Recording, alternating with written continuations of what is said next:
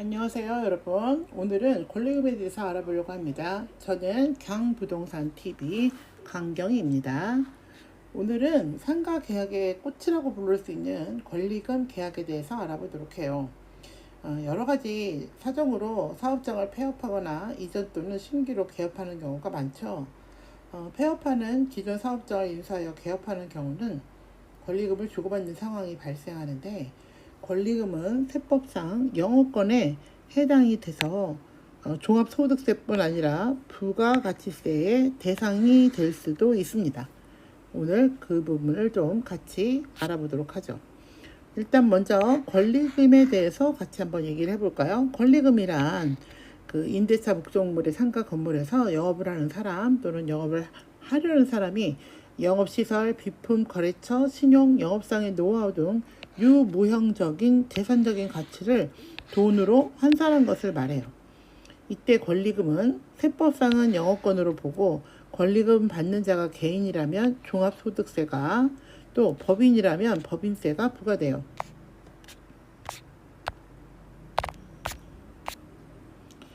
이때 시설에 대한 권리금은 사업장 내 고정 자산의 대가로 보기 때문에 이 권리금을 시설에 대한 권리금과 영업에 대한 권리금으로 구별해서 계약하는 것이 세법상 좀 유리할 것 같아요. 이게 세금을 절세하는 가장 좋은 방법 중에 하나가 되겠죠. 일단 영업권이 권리금의 세금이 된다는 얘기인데, 권리금의 세금에 대해서 일단 알아보려고 하는 건데, 세법상 기타 소득, 저희가 뭐 소득은 여러 가지 종류가 있는데 그 중에서 기타 소득으로 분류가 됩니다.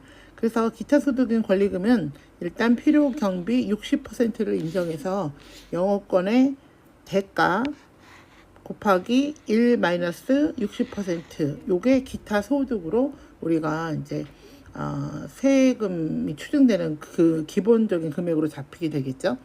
근데 이 기타 소득이 일단 책정이 되면 여기다가 곱하기 20%의 소득세, 그 다음에 2%의 지방소득세, 요것이 이제 또 추가 과세가 되는 겁니다. 근데 소득세 10%인 지방소득세는 지자체의 조례에 따라서 조금 달라질 수도 있습니다. 그래서 어쨌든 그 기타 소득이 산정이 되면 그 금액에 총 22%의 소득세율이 적용돼서 원천 징수하게 됩니다. 그래서 이제 뭐 그냥 말로만 하면 조금 헷갈릴 수 있으니까 이제 뭐 실제적으로 돈을 일단 넣어봐서 뭐 계산을 해보도록 하려고 해요. 만약에 지금 권리금을 이제 5천만 원을 받았다, 이런 경우가 되겠죠. 그러면 이 5천만 원 중에 몇 퍼센트? 60%가 이제 인정이 되는 거죠.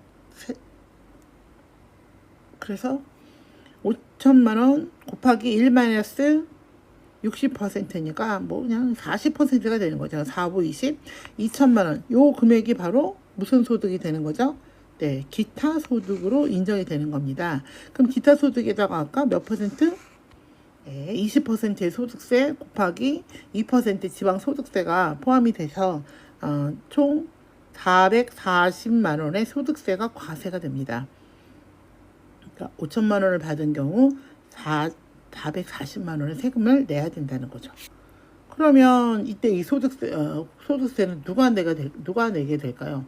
물론 돈을 받는 사람, 수익이 있는 사람이 세금의 납부 주체가 되는 거죠. 그래서 권리금을 받는 기존의 임차인이 납부 주체가 되는 거죠. 그래서 이 사람이 그러면 내가 돈을 이만큼 받았으니까 이거를 세금을 내겠다 하는데, 이건 사실 내고 싶지 않은 세금이잖아요. 그래서 아까 말씀드렸듯이 원천징수라고 했는데, 원천징수는 뭐 직장에서 월급을 쓸 때 미리 떼고 주는 거와 같은 의미를 얘기하는 거죠. 그래서 권리금을 받는 사람에게 권리금을 주는 사람이, 그러니까 새로운 임차인이 아예 권리금 액수, 아까 5천만 원이었죠. 5천만 원에서 세액 440만 원을 제한 나머지 금액을 권리금을 받는 사람에게 준다는 얘기예요. 그러면 5천만 원에서 440 빼니까 4,560만 원이 되겠죠. 예, 실제로 5천만 원이지만 권리금을 받는 사람은 4,560만 원을 받게 되는 거죠. 그러면 나머지 이거 440만 원의 세금은 누가 내느냐? 그거는 이제 권리금을 주는 사람이 신고를 하고 내는 게 되겠죠. 그 다음에 또 이게 영업권이기 때문에 부가가치세가 또 별도로 또 붙습니다. 세금이 또 많네요. 그쵸? 그래서 사업 포괄 양수도에 해당돼서 영업권을 양도하는 경우는 부가가치세가 발생하지 않는데, 그렇지 않은 경우 위에서 예를 든 것처럼 5천만 원에 지금 권리금의 주체가 일반 과세이고 사업 포괄 양수도 계약도 아니라면 권리금을 받는 사람이 권리금을 지급하는 사람에게 5천만 원에 대한 부가세 500만 원을 또 별도로 발생을 하는 거죠. 그러면 이 권리금을 지급하는 사람과 지급받는 사람의 세금 처리를 어떻게 해야 되는지, 먼저 권리금을 지급하는 경우 이제 새로운 임차인이 되겠죠. 이 사람은 권리금에 대한 세금 계산서를 받아서 기타 소득에 대한 세액 원천 징수, 그래서 원천 징수하는 달의 말일로부터 10일 이내에 원천 징수 이행 상황 신고서를 제출하고 그 다음 연도 2월까지 지급 명세서를 제출합니다. 그 다음에 일단 새롭게 하는 사람은 권리금이라는 어떤 돈이 들어간 부분이잖아요. 그 부분은 다음 연도 5월 종합소득세 신고 시에 영업권이라는 개정 과목과 무형자산으로 분리하고 5년 동안 균등 상각하여 비용을 처리합니다. 이분이 실제로 5천만 원을 들어갔다 그러면 1,000만 원씩 1년에 1,000만 원씩 세금에서 비용 처리로 이제 털어준다는 얘기가 되겠죠. 그러면 권리금을 또 받는 사람은 또 어떻게 되는지. 권리금을 받는 사람은 일단 돈을 받았으니까 수입이 있으니까 이것도 세금을 내야 되겠죠. 그렇죠? 일단 권리금을 받는 사람은 세금 계산서를 일단 발행해야 되겠죠. 돈을 받았으니까. 그래서 과세가 속하는 달의 말일부터 25일 이내에 부가가치세를 신고하고, 또 종합소득세는 권리금 대가에서 필요경비 공제하고 기본소득으로 과세를 하게 됩니다. 기타 소득으로. 그 다음에 그 소득 신고는 권리금을 신재 수령받는 날이 속하는 연도에 다음 연도 5월에 종합소득세를 신고하죠. 종합소득세는 항상 5월에 신고하는 거니까 5월에 신고를 하게 하면 됩니다. 그럼 좀 전에 앞에서 포괄양수도 계약이라는 것이 나왔는데, 또 이건 어떤 의미를 갖고 있는지 잠깐 보고 갈까요? 포괄양수도 계약이라고 하는 것은 권리금에 대한 부가가치세가 발생하지 않습니다. 이거는 사업 자체는 그대로 놓고 동일성을 유지하면서 경영 주체만을 교체시키는 것이기 때문에 세무당국에서 봤을 때 변화가 없다고 보는 거죠. 그렇기 때문에 부가가치세가 발생하지 않습니다.